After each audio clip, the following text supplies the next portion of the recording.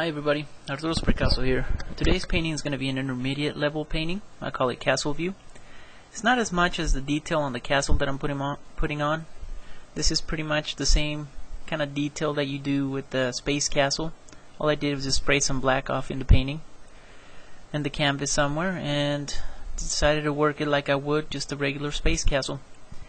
But we're going to be showing you some techniques, some water techniques, how to create your water better. This is just a stencil I cut out of a castle, so I'm just going to go ahead and place that on top. As you can tell, the castle doesn't have that much detail, like I said, but I'm going to show you a better way of creating water. I've seen a lot of tutorials out there where they're just going to put blue and white and just kind of smear it. Well, you know, that's great for beginners. It's great for getting a quick reflection of water, but I'm going to show you a different technique today. Alright, so I sprayed a little bit of black around my castle. Then I added some white. Now with the magazine sheet, I'm going to go ahead and remove some of that white. This will create a moon.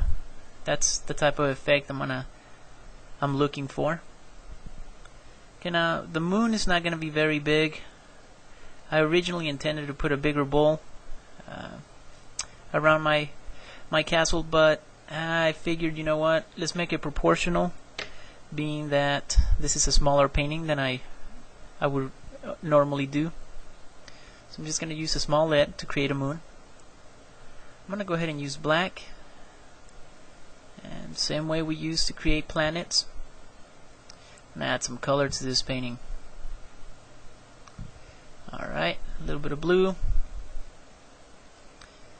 and go ahead and create the night sky, which is also our background. So far we've had the castle, the moon, and now we're working on our background. I'm going to go ahead and add some stars to that. Great. Now, this is where it differs a little bit more. We're going to add our blue and then our white. And instead of getting all messy, and I'm going to show you how to create really realistic water detail to your paintings. I want you guys to practice this. You'll see it'll make your painting come to life. Alright, now see what I'm doing? I added more than I originally would just to a regular water. Added more white, and then very gently start smearing the colors together. Let me show you the detail it comes up with. As you can tell, it's not very hard.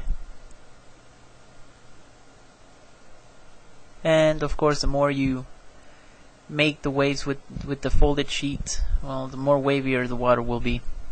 So it's up to you, it's up to your preference.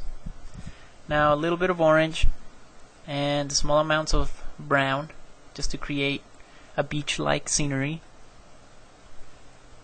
Okay.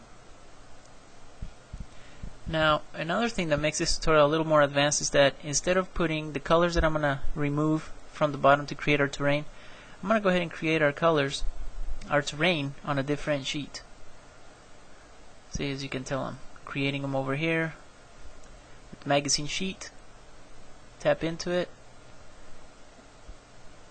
and I'm going to go ahead and place our terrain. Okay, I want you guys to practice this as well. This is definitely the steps that you need to move out of the beginner phase. Let's learn to manipulate the paints a little bit better.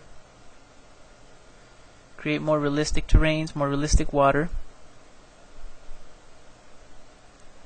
Alright, just added a little bit of white off in the distance.